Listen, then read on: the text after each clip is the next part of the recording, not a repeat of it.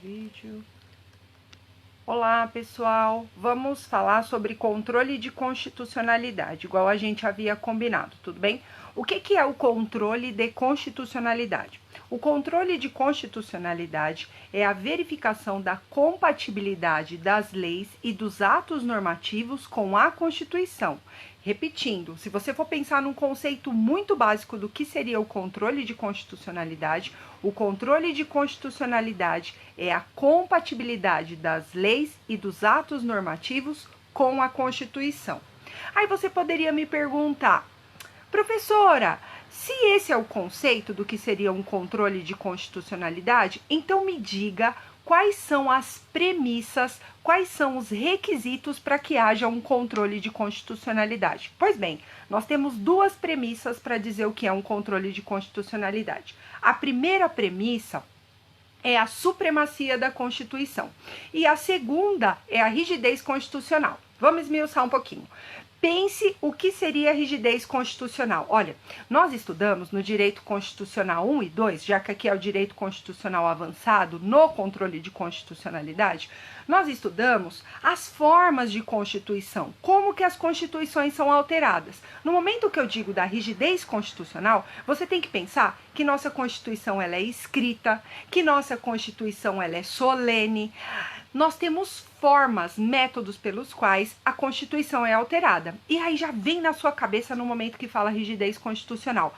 Você pensa, nossa professora, para eu alterar a Constituição, há coisas que eu não posso tirar dela, que eu não posso suprimir, que eu não posso violar, que eu não posso mitigar, que nós chamamos de cláusulas pétreas. Aí já vem na sua cabecinha o artigo 60 da Constituição, não é verdade? Pois bem, a rigidez da Constituição, nós temos em mente que direitos sociais, conquistas do cidadão não pode ser suprimidas, não pode ser violadas, que nós conhecemos lá no direito constitucional como efeito cliquet. No momento que você pensa em supremacia da Constituição, no momento que você pensa em rigidez constitucional, você pensa que a Constituição está no topo de todas as normas. Ou seja, acima da Constituição não há nada, simplesmente cumpra-se a Constituição. Como se fosse aquela pirâmide imaginária de Kelsen, mas nunca Kelsen, né? Não foi ele que desenhou aquela pirâmide e fez a hierarquia das normas constitucionais. Então, nós dissemos o conceito de Constituição. Constituição nada mais é do que a verificação das leis e dos atos normativos com a Constituição. Aí nós falamos de duas premissas, de dois requisitos basilares para avaliar a constitucionalidade. Nós falamos de supremacia da Constituição e rigidez constitucional, ou seja, não há nada acima da Constituição, e para se alterar o que há dentro da Constituição é um rito solene, dificultoso, e tem coisas que não podem ser violadas, não podem ser mitigadas e não podem ser suprimidas, porque se assim o for, estão eivadas de vício de constitucionalidade, ok? Bom, outra coisa que nós temos que pensar, se nós estamos lá nas premissas constitucionais, nós temos que pensar aqui, olha, só haverá controle de constitucionalidade nos países e que entendem que a Constituição ela está acima de todas as normas. Porque, gente, olha, as palavras, elas dizem para que elas vieram, né? No direito, eu sempre falo para os meus alunos, eu digo sempre para vocês em sala de aula, né? A gente não estamos nos reunindo nos últimos dias devido à situação do país, mas nós sabemos que só haverá controle de constitucionalidade, ó o nome, ó, controle, controlar. Controlar o quê? Tudo, todas as leis e os atos normativos para ver se eles estão compatíveis ou não com a Constituição. Como eu sou bem aristotélica, e vocês sabem, eu quero provocar. Então vamos lá? Infelizmente a gente está num momento muito difícil da democracia brasileira, nós estamos num momento muito difícil do globo, vocês sabem que eu estou como docente, mas há 24 anos eu atuo na área da saúde e eu voltei para a área da saúde depois de quase 2 anos afastada, né, assim, de hospital mesmo. e Deus sabe o momento certo. E nós da saúde estamos trabalhando aí horas exaustivas no dia. Minhas duas mãos estão até queimadas, assim, ó, de tanto que tem que lavar a mão e a gente fica com EPI, enfim. Mas não é esse o tema, né? Eu falei pra vocês que eu ia bem rapidinho pra ajudá-los aqui na matéria, né? Bom, bora lá. Estava eu dizendo a vocês, no momento que a gente fala da supremacia da Constituição, do controle de constitucionalidade, da rigidez constitucional, e nós sabemos que a Constituição nada mais é do que a verificação das leis e dos atos normativos, se são compatíveis ou não com a Constituição, quero eu te provocar. Pessoal, será que esses últimos decretos dos governadores, dos prefeitos, será que eles estão compatíveis com a Constituição? Será que as nossas autoridades, será que os poderes executivo, legislativo e judiciário estão atuando neste momento de calamidade pública, de catástrofe, ou qual nome que você queira dar para o caso do coronavírus? Será que eles estão fazendo de fato o que está na Constituição, respeitando os ditames constitucionais? Você estudou comigo, principalmente vocês do Direito Constitucional 2. Nós estudamos lá na Estácio, nós estudamos competências constitucionais. E no momento que nós repartimos competências, né? A Constituição, o poder constituinte originário, deu as competências de cada ente dessa federação, porque nós estudamos o que é o federalismo também. Vocês aprenderam comigo o que cabe à União, o que cabe aos estados e o que cabe aos municípios. Se eu estou no tema com você chamado controle, por isso que no direito as palavras, elas têm muito significado, elas são tudo no direito. Controlar o quê? Constitucionalidade. A constitucionalidade das leis e dos atos normativos. Se elas estão compatíveis, se elas fazem um linkame, a ligação com a Constituição.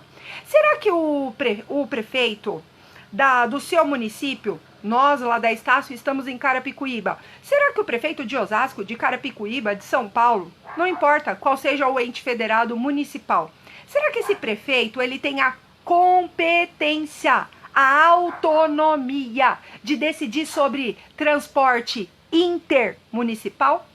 Será que o governador de São Paulo, da Bahia, do Rio de Janeiro, pode decidir sobre transporte aéreo? Pode decidir sobre transporte interestadual?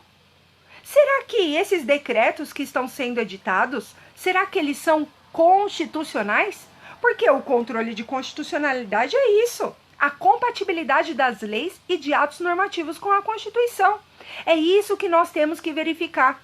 No momento que o chefe do Poder Executivo, que nós temos hoje o presidente da República, no momento que ele edita um decreto, será que esses decretos editados pelo chefe do Poder Executivo, que é o grande gestor, administrador da coisa pública em âmbito federal e nos representa perante a comunidade internacional, será que os decretos que ele edita são compatíveis com a Constituição? Porque é isso que nós estamos estudando na aula de hoje. Será que o governador da Bahia, será que ele, com mais 8 governadores, porque foram um total de 9 governadores desta região do nosso ente federado República Federativa do Brasil, será que ele pode pactuar acordos com outro estado soberano, no caso a China, para ter recursos para o nosso país? Quem pode, quem tem competência, quem tem autonomia para falar em âmbito da comunidade internacional é o chefe do Poder Executivo, União, porque o nosso presidente da República, ele ocupa uma função híbrida, um binômio, ao mesmo tempo que ele é chefe de Estado, ele é chefe de governo. Então, o que nós estamos vendo hoje no nosso país são vários vícios no tocante à constitucionalidade das leis e dos atos normativos. Infelizmente, o momento que nós estamos vivendo é um momento triste no globo, não só no Brasil. né? E no momento que os chefes do executivo, do legislativo e do judiciário, ou seja, esses agentes públicos, esses agentes políticos, no momento que eles tomam decisões, essas decisões nos afetam de modo direto. O que nós estamos vivendo no país hoje não é uma crise meramente da saúde. Nós estamos vivendo uma crise econômica e o reflexo disso já está com o número alto de desempregados que tem nesse país e ainda vai piorar. Além das questões de saúde pública que nós estamos vivendo, de óbitos e de enfermidades nas nossas instituições privadas e públicas. Mas vamos voltar agora para o controle de constitucionalidade. É que, na verdade, nesse momento, não dá para a gente separar o ordenamento jurídico pátrio com o que está acontecendo no país. Então eu vou provocá-los com o caso do coronavírus, porque o coronavírus está afetando a minha vida, a sua, a nossa, de todos nós, povo brasileiro. Porque você que estudou direito constitucional comigo, você sabe que nem todos que estão no nosso território são cidadãos brasileiros. Nem todo mundo é um cidadão brasileiro que está aqui dentro do nosso país, mas todos que estão dentro do nosso território faz parte do povo que aqui está. Bora lá, vamos continuar. Eu disse para você que controle de constitucionalidade é a verificação de leis e atos normativos, se são compatíveis ou não com a Constituição. Eu falei que para que tenha um controle de constitucionalidade, eu tenho que observar se naquele Estado soberano, no nosso caso o Brasil, porque o nosso nome é República Federativa do Brasil, se o nosso país coloca a Constituição como topo de todas as normas. Acima da Constituição não há nada. Provocação. Será de fato que não tem nada acima da Constituição? Será que os nossos governantes, será que os nossos legisladores, que são os nossos representantes, será que eles estão tomando decisões pensando na coisa pública, pensando na sua população? Ou será que as questões que nós estamos vendo toda hora no noticiário são questões meramente políticas? Vocês sabem que eu gosto de provocar. Eu não vou emitir juízo de valor, porque basta você ser um grande apreciador da Constituição como eu sou, que você vai ver como que os nossos governantes, em âmbito municipal, estadual e federal, estão tomando as decisões neste país, nesse momento triste que nós estamos vivendo, não só no nosso país, mas em vários outros. Bom, para a gente fazer o controle de constitucionalidade, então a gente já sabe isso. Nosso país, sim, a Constituição está no topo e acima dela não tem mais ninguém. Truco, porque o que nós vemos dia a dia são interesses escusos, interesses meramente políticos e nem sempre, ou infelizmente, muitas vezes, a Constituição é simplesmente rasgada, desprezada sobre todas as decisões que tomam aqui nesse país. Bora lá, meus alunos, como eu prometi, hoje é meu dia de folga lá na outra instituição, na saúde, né? Tô trabalhando aí bastante, mas missão dada é missão cumprida, eu prometi, estou cumprindo aqui de gravar essa aula para vocês. Bom, eu falei para vocês sobre os dois requisitos basilares, sobre a rigidez da Constituição e sobre a supremacia da Constituição, e nós observamos aí se há compatibilidade ou não com as leis. Mas, ó, gente, o que é constitucional é fácil, porque é só a gente fazer essa observação, esse juízo de valor. Mas agora, o que nos interessa mesmo é o que é inconstitucional. E aí, no momento que a gente observa o que é inconstitucional, nós vamos para um subitem que chama espécies de inconstitucionalidade. Porque a gente sabe que a constitucionalidade é observar se toda lei, se todo ato normativo, se ele está em consonância ou não com a Constituição. Pronto, ele é constitucional. Ele observou a rigidez constitucional, ou seja, o quórum, o rito, o momento. Ah, observou. Ele cumpriu todos os ditames do ordenamento jurídico brasileiro. Pois bem, é constitucional. Ele observou que não tem nada acima da Constituição? Observou. Tá bom. E naquele país, aquele país entende que a Constituição está no topo de tudo, por isso que ele faz o controle? Entende, então ele é constitucional. Agora, o grande pulo do gato é saber o que é inconstitucional. Então, vamos ver as espécies de inconstitucionalidade. Olha, a primeira é muito facinho, muito facinho. A primeira espécie de inconstitucionalidade é inconstitucionalidade formal. Nós vamos ver a forma, o método pela qual aquela Constituição foi elaborada. Nós também temos a inconstitucionalidade material. A inconstitucionalidade material é o conteúdo constitucional, é o conteúdo da norma, da lei, do ato normativo, se ele está ou não compatível com a Constituição. Será que a matéria, o conteúdo é constitucional? É isso que nós vamos observar no momento que nós estamos falando de inconstitucionalidade material. Porque se não estiver compatível com a Constituição, se estiver ferindo a Constituição, o conteúdo, a norma, a matéria, ela é inconstitucional. Agora, professora, inconstitucionalidade formal. Já que a inconstitucionalidade material nada mais é do que averiguar se o conteúdo ou a matéria, se ela está ferindo, violando a Constituição. Se ela estiver ferindo, violando, não está respeitando a Constituição, ela é inconstitucional materialmente. Agora, o que seria inconstitucional formalmente? Eu já dei aí um gostinho para você. A forma, o método pela qual ela foi elaborada foi viciado, foi violado, suprimido os requisitos normativos. Para isso, eu gostaria que você lembrasse lá do José Afonso da Silva. Vocês que estudaram Direito Constitucional 1, nós estudamos os clássicos do Direito Constitucional, não é verdade, turma? Nós falamos do José Afonso da Silva, nós falamos do Canotilho, nós falamos do ministro Barroso, nós falamos do Paulo Bonavides, nós falamos do José Afonso da Silva, falamos de vários, né? Enfim.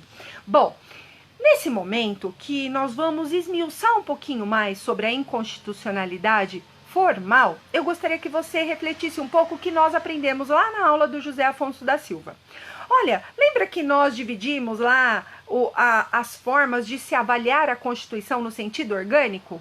Pois bem, inconstitucionalidade formal no tocante a esse subitem, né, inconstitucionalidade formal orgânica. O que seria, professora, inconstitucionalidade formal orgânica? Olha, a inconstitucionalidade formal orgânica vem de órgão, de como aquilo está ordenado. Por isso que as palavras no direito têm muito significado. No momento que eu falo de incompetência formal orgânica, eu estou verificando, averiguando a incompetência para elaborar aquela lei, aquele ato normativo. Provocação. Turma, olha aqui, vem comigo e presta atenção. Os prefeitos do ABC poderiam ter interrompido o transporte público intermunicipal? O governador do estado de São Paulo, do estado do Rio de Janeiro, do estado da Bahia ou de vários outros estados pode editar uma lei, um ato normativo, um decreto, não importa qual é o nome, a nomenclatura que você dará. Será que ele pode falar sobre transporte aéreo? Sobre transporte interestadual? Então, a inconstitucionalidade formal orgânica nada mais é do que a incompetência daquela pessoa para elaborar aquela lei ou aquele ato normativo. Imagina se o município de São Paulo for elaborar uma lei sobre direito penal. Vocês que gostam mais de penal, gostam mais de civil, eu digo para vocês em toda a aula, pouco importa o direito penal, o direito civil ou qualquer outro direito. Se você é um apreciador da Constituição, bico, irmão, você leva qualquer outro ramo do direito tranquilamente. Porque primeiro nós temos que conhecer o nosso texto maior, a nossa Constituição. é ela que nos dá todo o regramento para qualquer outra codificação. Então, nós falamos sobre inconstitucionalidade formal orgânica. Aquela pessoa é incompetente para elaborar aquele ato normativo. Governador da Bahia pode fazer acordo com a China para entrar recurso para os outros estados com ele? Nove governadores podem falar? Claro que não, né? Nós sabemos que quem tem a competência, a autonomia para fazer isso é o chefe do Poder Executivo, o senhor Jair Bolsonaro, porque ele é o nosso presidente da República, ao mesmo tempo ele é chefe de governo e chefe de Estado. No momento que o senhor Jair Bolsonaro edita leis em âmbito da União, ente federado União, ele está governando, né, o ente federado União. Editar normas de caráter geral, por exemplo. Agora, no momento que ele celebra tratados internacionais, no momento que ele faz acordos, no momento que ele vai nessas reuniões diversas, a última ele foi nos Estados Unidos, no momento que ele está fazendo isso, ele está falando como representante do nosso Estado, chefe de Estado. Nós temos aqui o sistema presidencialista, ele é chefe de Estado e chefe de governo. Então, o que é mesmo, professora? Inconstitucionalidade formal orgânica? Aquela pessoa é uma ubiúda, como diz minha mãe. Só quer fazer o marketing, porque competência ela não tem. Não é verdade? Ela é incompetente para elaborar aquela lei ou aquele ato normativo. Bico, né, gente? Dá até vergonha. Mas eu prometi, estou aqui eu cumprindo. Nós temos outra inconstitucionalidade formal. Porque a inconstitucionalidade formal, ela se subdivide em três, sabe, turma? Olha, eu tenho a inconstitucionalidade formal orgânica, a pessoa é incompetente para elaborar aquela lei. Agora, nós temos a inconstitucionalidade formal propriamente dita. Ah, gente, olha aqui.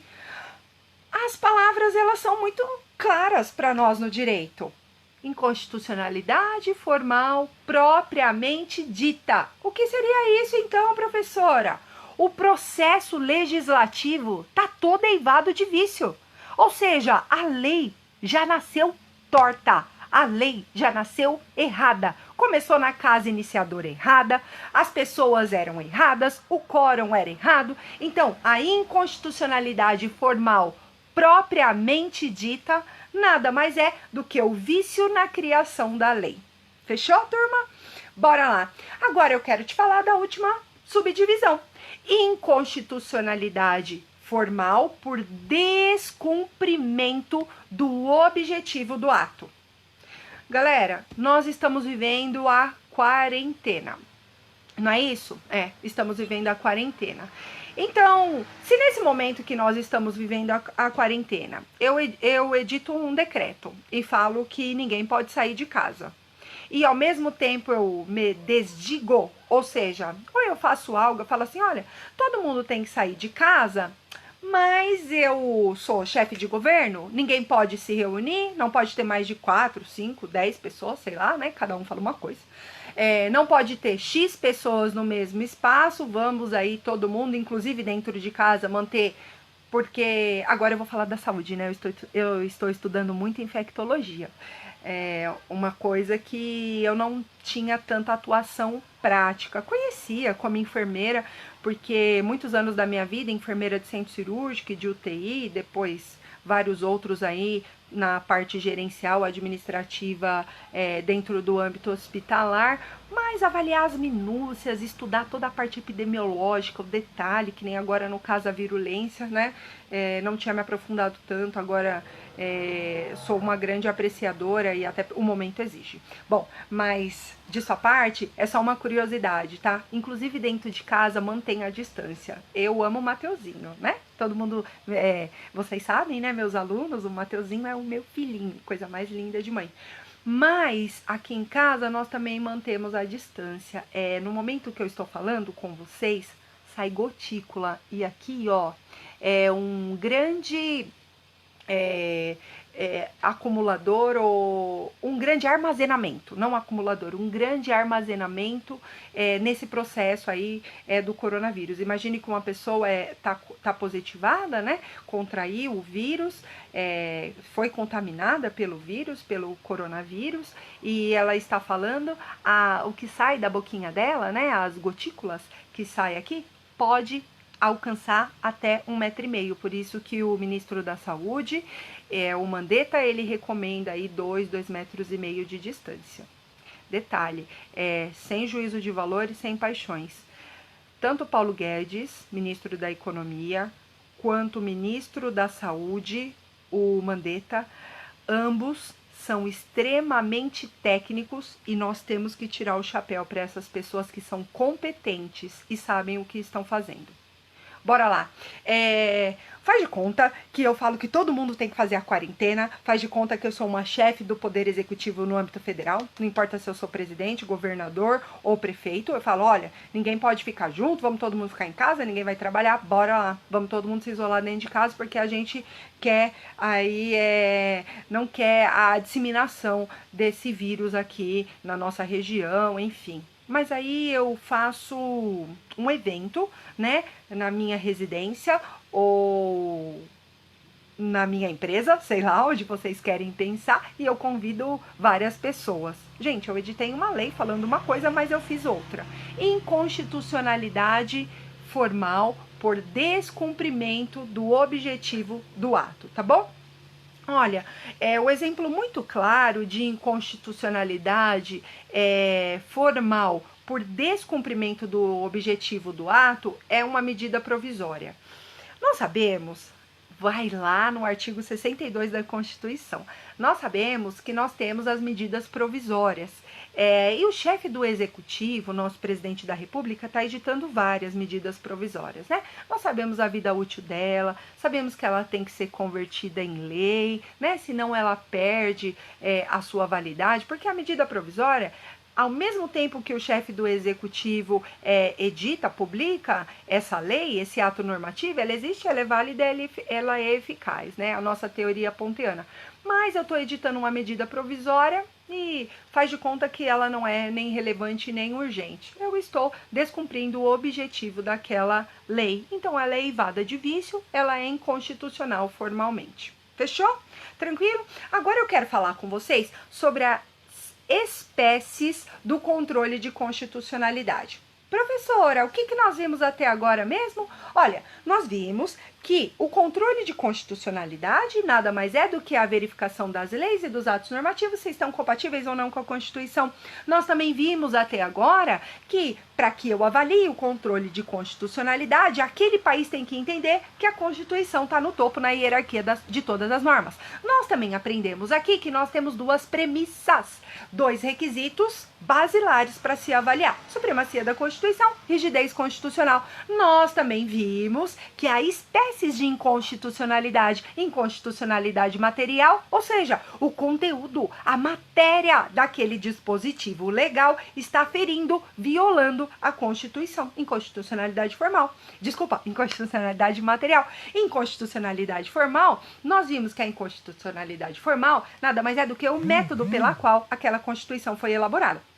Aí nós falamos aqui da inconstitucionalidade formal orgânica, a pessoa é incompetente. Nós falamos da inconstitucionalidade formal propriamente dita, ou seja, a forma pela qual o processo da criação da lei está tudo errado, está viciado. E nós falamos da inconstitucionalidade aqui, quando ela contraria o objetivo da norma, e eu dei o exemplo para vocês da medida provisória. Agora, vamos falar das espécies do controle de constitucionalidade? Então vamos. Olha, nós temos a inconstitucionalidade, controle de constitucionalidade preventivo e controle de constitucionalidade repressivo. Professora, o que seria o controle de constitucionalidade preventivo? Olha, turma, o controle de constitucionalidade preventivo é aquele que ocorre antes da lei nascer, antes do nascimento da lei. Olha, imagine assim, a forma pela qual aquela lei foi elaborada, e aí nós podemos até pensar, não é inconstitucionalidade formal,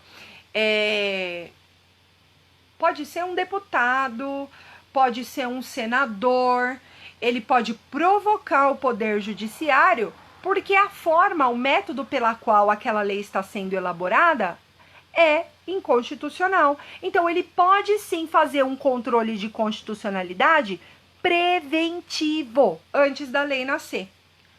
Antes daquela lei existir no mundo, né, jurídico, aí nós lembramos do maravilhoso Pontes de Miranda, a lei existe, a lei é válida e ela é eficaz. O controle de constitucionalidade preventivo não chegou em nenhum dos degraus da teoria pontiana. A lei nem existiu, a lei não é válida porque ela não passou por todos os ditames e, quiçá, produziu eficácia.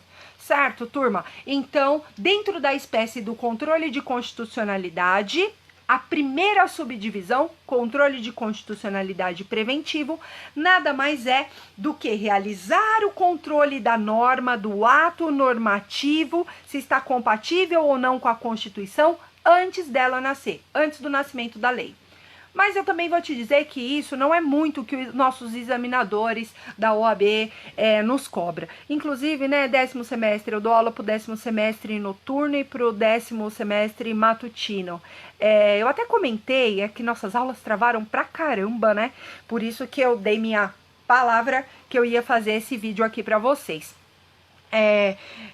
O exame da OAB de abril, cara, esquece. Primeira e segunda fase, provavelmente... Tudo indica, claro que a gente não tem certeza de nada, eu não tenho uma bola de cristal, senão eu jogaria na Mega Sena e ficaria mega rica. Mas não é isso. Mas eu acredito, sim, pela situação que nós estamos vivenciando no país e no globo, né, em âmbito mundial, né, que vocês não vão fazer o exame antes do meio do ano.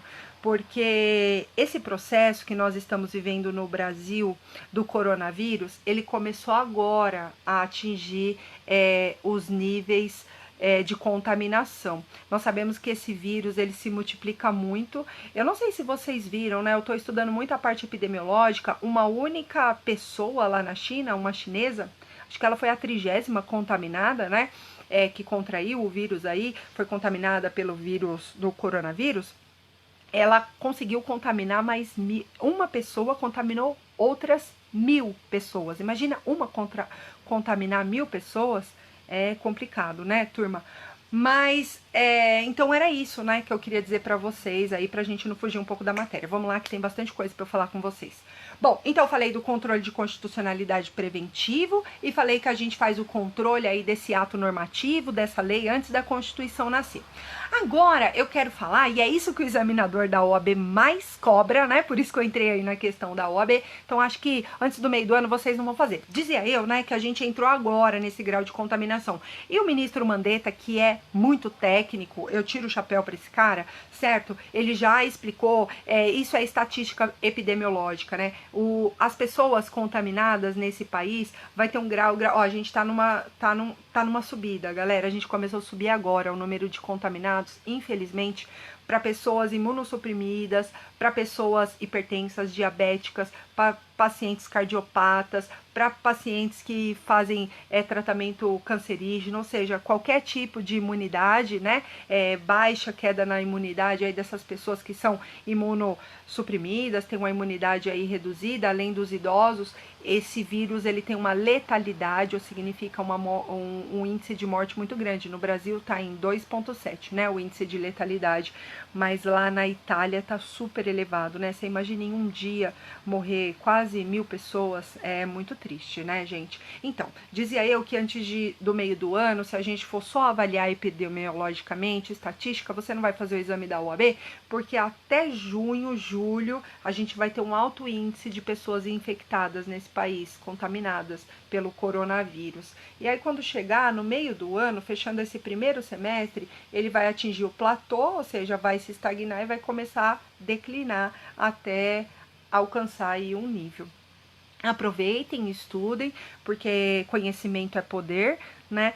E aproveitem esse momento para estudar e refletir. Espero que nesse momento que nós estamos vivendo no nosso país, o senso de coletividade cresça. Bora lá? Controle de constitucionalidade repressivo. O que seria, prof, o controle de constitucionalidade repressivo? Olha, turma, o controle de constitucionalidade repressivo, agora sim, é depois que a lei nasceu. Professora, como ocorre o controle de constitucionalidade repressivo? Olha, a lei já nasceu. Turma, vocês já estudaram comigo Direito Constitucional 1 e 2. Como que eu faço o controle de constitucionalidade repressivo? Pense, olha, a gente passou ontem, né? Ontem, antes de ontem, a Câmara dos Deputados votou, e agora vai para o Senado, votou o voucher, né, do coronavírus, ou vale aí para esse momento grave, esse momento de catástrofe na nossa república, para dar auxílio para algumas pessoas aí tem algumas variações de valores, não é verdade? Inclusive, gente, a APS de vocês está lá, viu? Façam a APS. Eu quero que vocês avaliem e façam a APS avaliando constitucionalmente o viés que tem isso para a economia, direito do trabalho e no âmbito processual, viu, turma de processo do trabalho? Então, bora lá, a APS de vocês está lá. Pode fazer, 2 pontos, até dia 10 de abril você tem que fazer lá. Então, vem cá. Controle de constitucionalidade repressivo. O que seria, professor, o controle de constitucionalidade repressivo? Turma, toda vez que uma casa iniciadora começa a fazer algo, ela não tem uma tal de uma CCJ, Comissão de Constituição e Justiça? Sim, vocês veem isso toda hora no noticiário. Nem precisa ser um estudante, um operador do direito, porque agora, né, a globalização, a informatização, ela traz muitas coisas para nós. Então, Oh, meu Deus, eu falei que nós temos o controle preventivo e o controle repressivo de constitucionalidade. Controle preventivo antes da lei nascer, controle repressivo depois que a lei nasceu. Agora vamos esmiuçar o controle preventivo de constitucionalidade. O controle preventivo de constitucionalidade, nós sabemos que é antes da lei nascer. Aí eu estava dando o exemplo lá do voucher do coronavírus, ou do vale lá do coronavírus.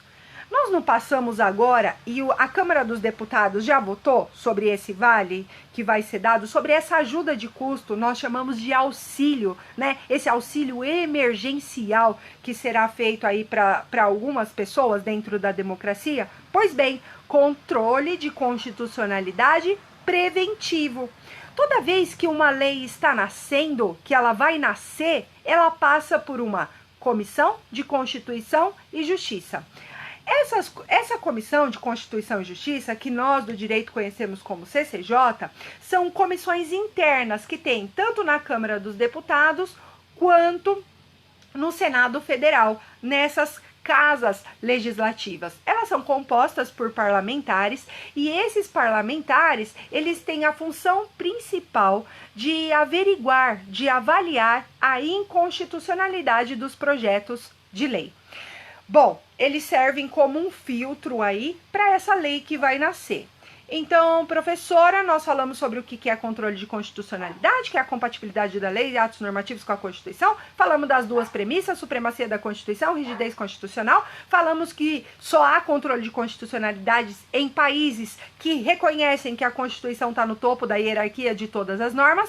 Nós falamos da inconstitucionalidade material, a matéria, o conteúdo é eivado de vício, violou a Constituição, feriu a Constituição, inconstitucionalidade formal, material, ou inconstitucionalidade formal, orgânica propriamente dita e pelo objeto. Nós esmiuçamos todas elas. Aí eu falei das espécies de controle de constitucionalidade, preventivo e repressivo. Falei que preventivo é antes da lei nascer, repressivo, a lei já nasceu. Agora eu estou esmiuçando o controle de constitucionalidade preventivo. E o primeiro exemplo que eu dei para ti foi a Comissão de Constituição e Justiça, e eu dei o exemplo agora dos 2 últimos dias da nossa república, que a Câmara dos Deputados votaram o voucher do coronavírus, o vale para esse auxílio nesse tempo de catástrofe, de calamidade pública que nós estamos vivendo. Agora, depois que passou pela Câmara dos Deputados, vai para o Senado Federal, para depois ir para o presidente da República.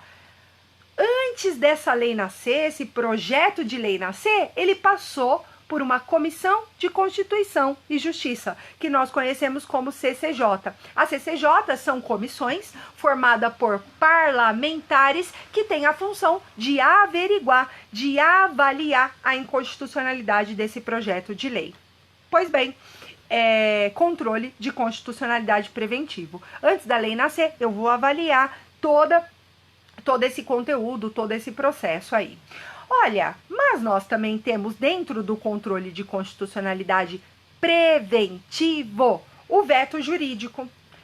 O que seria o veto jurídico? Turma, primeiro começou, né, na Câmara dos Deputados, mas não que não pode começar no Senado Federal. Pode sim, tem formas de se começar, porque senão é vício formal. Bom, bora lá, inconstitucionalidade formal, né? Começou na Câmara dos Deputados, esse auxílio emergencial agora, que foi apelidado como Voucher Corona, ou Vale Corona, mas é um auxílio emergencial para esse caso grave que o Brasil está vivendo. Começou na casa iniciadora, Câmara dos Deputados. Pois bem, esse projeto de lei foi avaliado pela CCJ, passou pela CCJ, foi para plenário, foi votada e já votaram e já aprovaram. Agora, essa semana que está entrando, vai para o Senado Federal, que vai fazer a mesma coisa. Digamos que passou, e vai passar, né, turma? Passou lá no Senado Federal, vai para a mão do presidente da República. Vocês sabiam que o presidente da República pode vetar essa lei, esse ato normativo, no caso, esse auxílio? O senhor Jair Bolsonaro, o presidente da República, não vai fazer isso, né? Também porque o Paulo Guedes já se manifestou sobre isso, e o próprio presidente também falou sobre isso. Mas faz de conta que ele vetou, turma. Qual é esse veto? Jurídico. Ele poderia dar um veto jurídico, e aqui nós estamos falando dentro do controle preventivo de constitucionalidade, porque ele também pode vetar por inconveniência e oportunidade da administração pública. Ele poderia. Mas nós estamos falando dentro do controle. Se eu estou falando dentro do controle de constitucionalidade, eu tenho que averiguar se as leis e os atos normativos estão compatíveis ou não com a Constituição. Então, na hora que cai na mão aqui do chefe do executivo, ele pode vetar. E esse veto é chamado de veto jurídico, ou seja, o chefe do Poder Executivo pode vetar um projeto de lei. Eu tô olhando aqui porque tem várias pessoas aí acenando aí pra mim, né, escrevendo umas coisas, mas se eu for ficar respondendo eu vou me perder aqui na aula. Então, bora lá. O chefe do Poder Executivo, ele pode vetar um projeto de lei que ele entender ser inconstitucional. Então, gente, o presidente, o governador, o prefeito pode vetar juridicamente? Claro que sim. Diga que sim, né, turma? Ele pode ter um veto jurídico, ele pode dizer que aquela lei ali é inconstitucional. Ele entende que aquela lei é inconstitucional porque ela está ferindo a Constituição.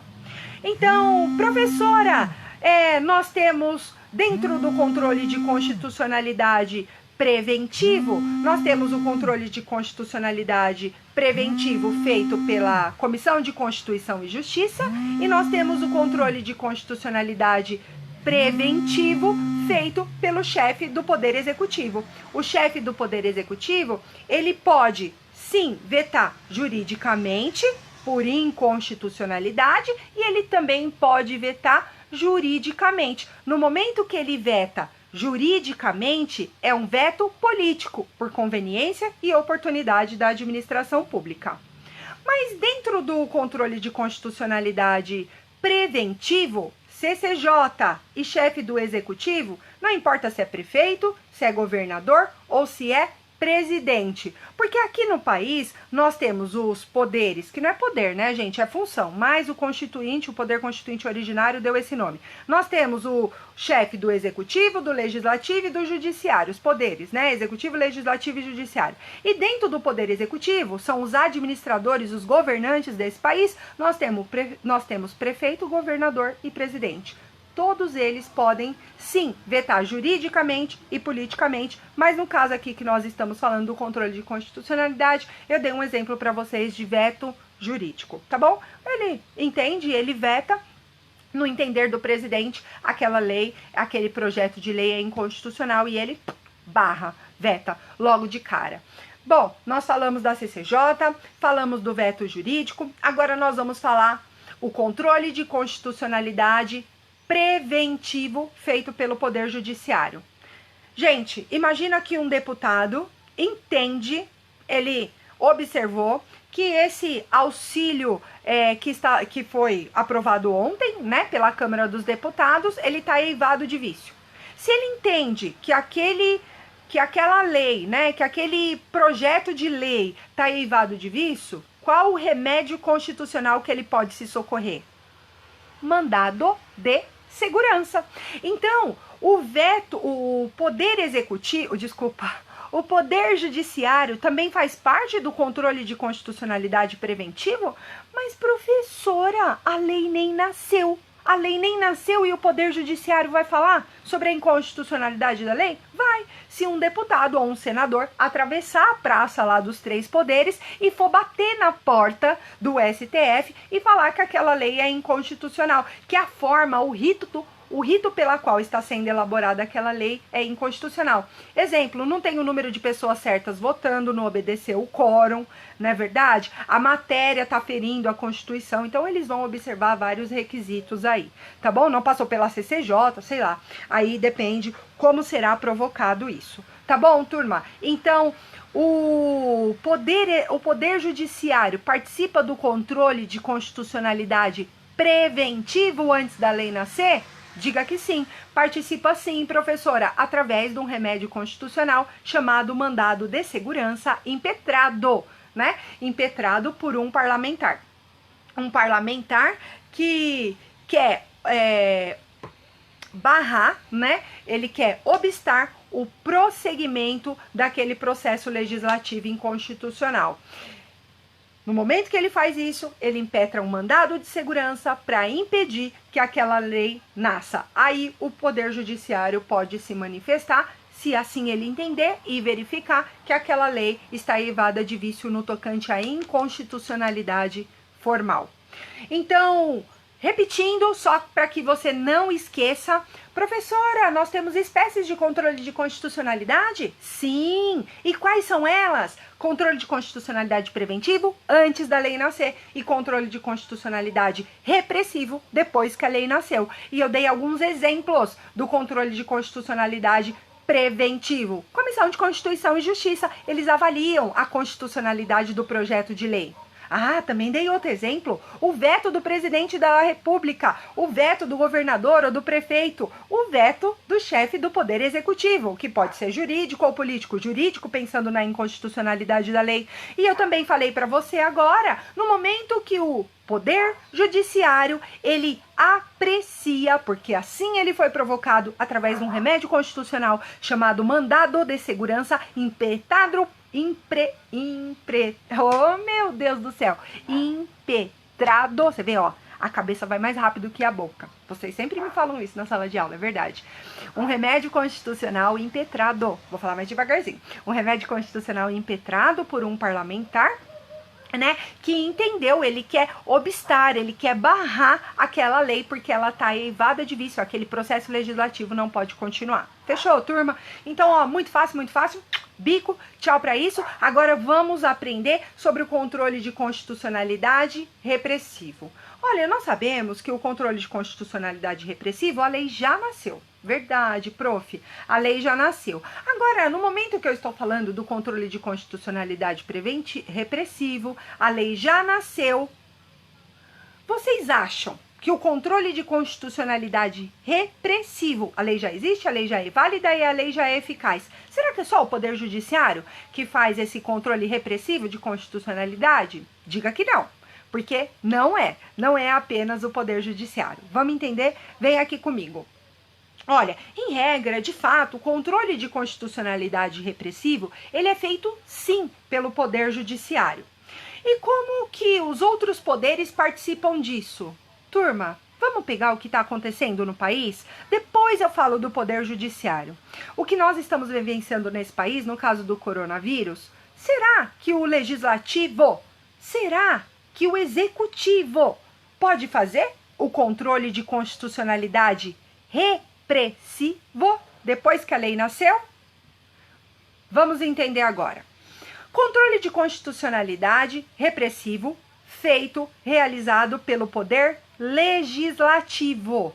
Nossa, como que o Poder Legislativo pode fazer um controle de constitucionalidade depois que a lei nasceu? Na minha cabeça só era o Poder Judiciário. Não é, sabe, turma? E eu vou explicar para você. Olha, sabe como acontece o controle de constitucionalidade repressivo feito pelo Poder Legislativo?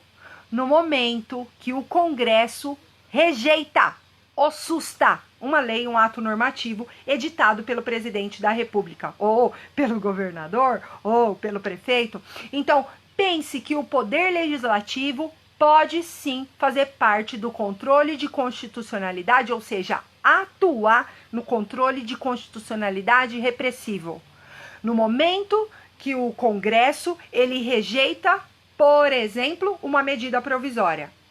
Posso pedir para vocês o artigo 62 da Constituição? Olha, o presidente da República, o senhor Jair Bolsonaro, presidente da República atual, ele editou uma medida provisória para flexibilizar a legislação trabalhista.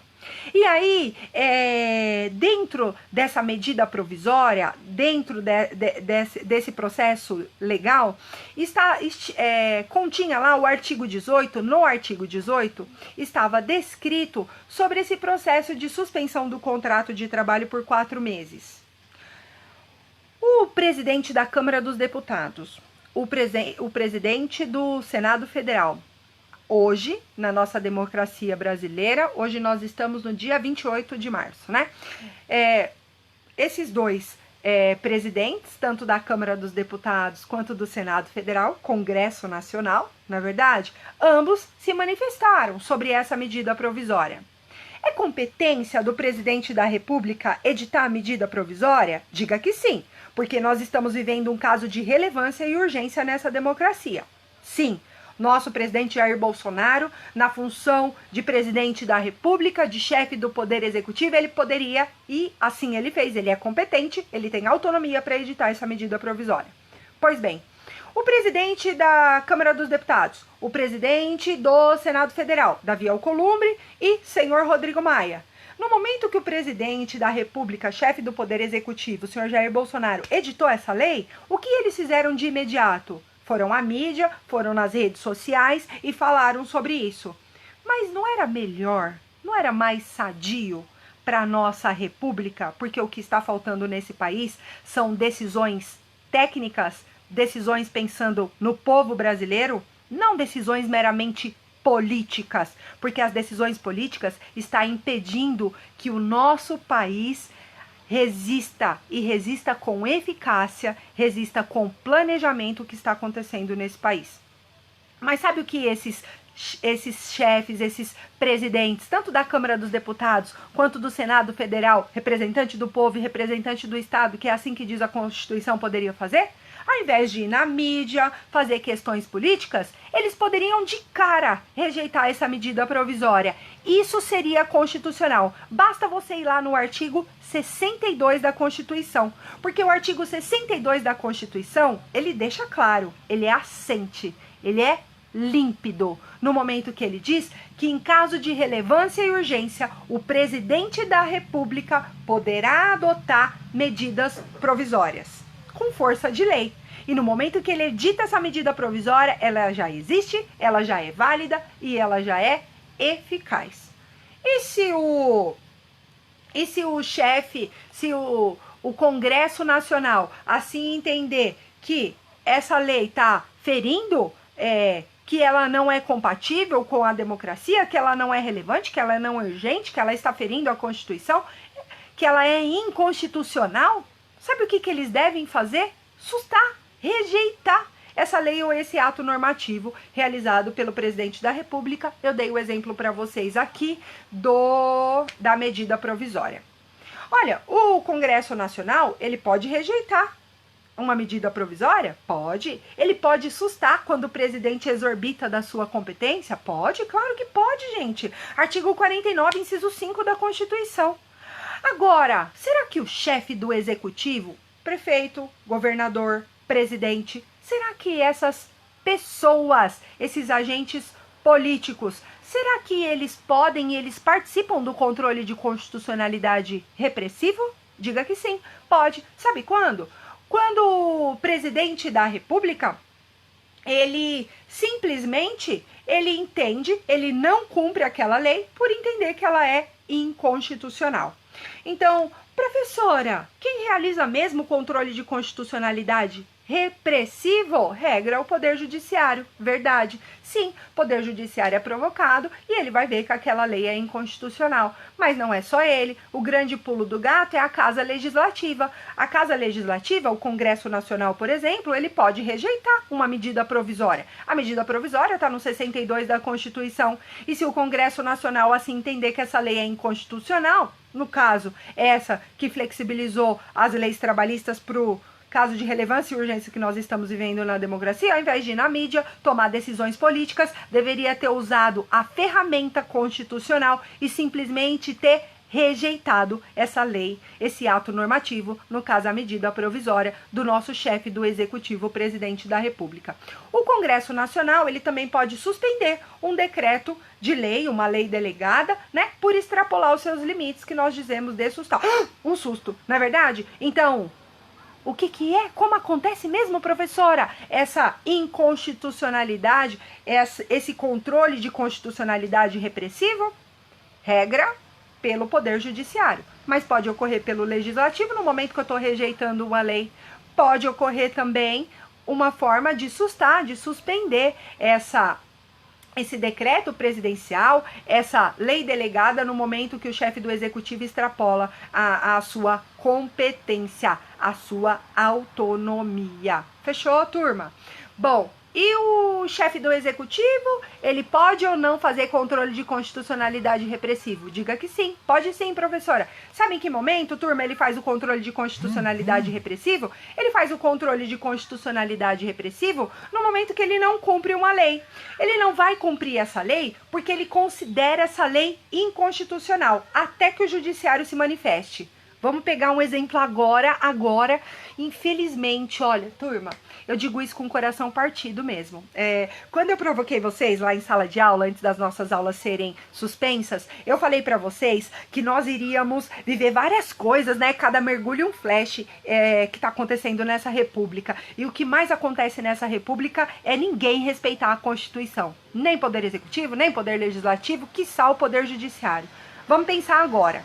No momento que o chefe do executivo realiza um controle de constitucionalidade repressivo, é o governador que tem que editar normas relacionadas a transporte aéreo e terrestre? Claro que não. E o presidente da República, ele pode simplesmente não cumprir essa lei. Sabe por que o chefe do executivo, presidente da República, pode não cumprir essa lei? Porque ela está evada de vício. Ele fala, não vou cumprir essa lei. Sabe por quê? Isso está ferindo a Constituição e eu quero que o judiciário se manifeste. Aí nós vimos que o STF se manifestou e o ministro Marco Aurélio de Mello disse que os governadores podem sim fazer os decretos que estão ocorrendo aí e vocês estão vendo na mídia. Sem paixões, sem juízos de valor, mas se você conhece a Constituição, você sabe muito bem o que cada poder nessa república, o que cada função nessa república, seja ele executivo, legislativo e judiciário, está fazendo com a Constituição. Como 2 mais 2 são 4 e agora é 4 mesmo, ninguém está respeitando o que está escrito na Constituição. Bom, então nós estudamos controle de constitucionalidade, dizemos que é a compatibilidade da lei de atos normativos com a Constituição, falamos do requisito, supremacia da Constituição, rigidez constitucional, nós falamos da inconstitucionalidade formal, e aí nós falamos no sentido orgânico, pessoa incompetente, nós falamos propriamente dita, a criação da lei, o processo legislativo está todo equivocado, e do objetivo. Fez uma lei e não está nem cumprindo o objetivo dela? Bom, então nós falamos da inconstitucionalidade formal, falamos da inconstitucionalidade material, o conteúdo, a norma está ferindo, violando o dispositivo constitucional, e nós falamos do controle de constitucionalidade preventivo antes da lei nascer, e eu dei o exemplo da Comissão de Constituição e Justiça, fechou?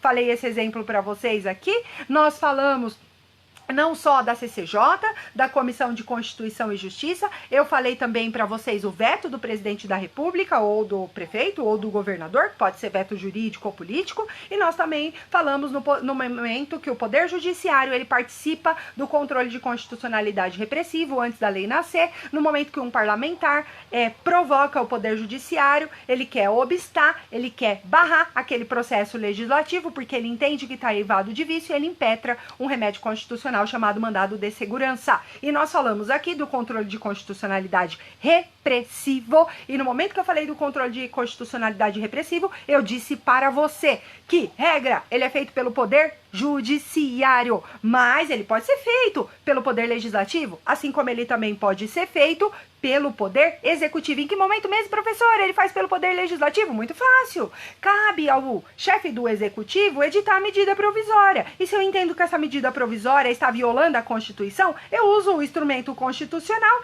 e eu simplesmente rejeito essa medida provisória, o Congresso Nacional. Dando exemplo aqui o caso do coronavírus. Ou se o presidente da República, o prefeito, o governador, ou seja, o chefe do executivo, está exorbitando a sua competência, dou um susto, eu suspendo aqui os limites, a eficácia, esse decreto, essa lei delegada, ou o que é que seja que esse chefe do executivo está fazendo. Basta você ir no artigo 62 e no artigo 49, inciso 5 da Constituição. E eu também disse que o presidente da República ou o chefe do executivo pode simplesmente não cumprir uma lei até que o judiciário se manifeste, e nós sabemos que o judiciário se manifestou.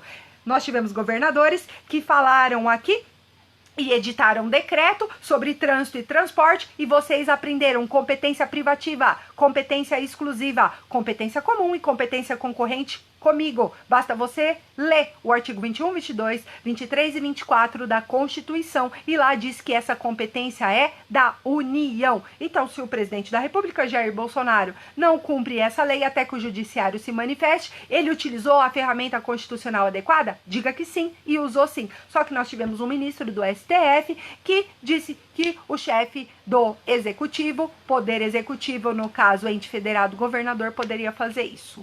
Será que pode mesmo? Será que é isso que diz o artigo 21, 22, 23 e 24 da Constituição?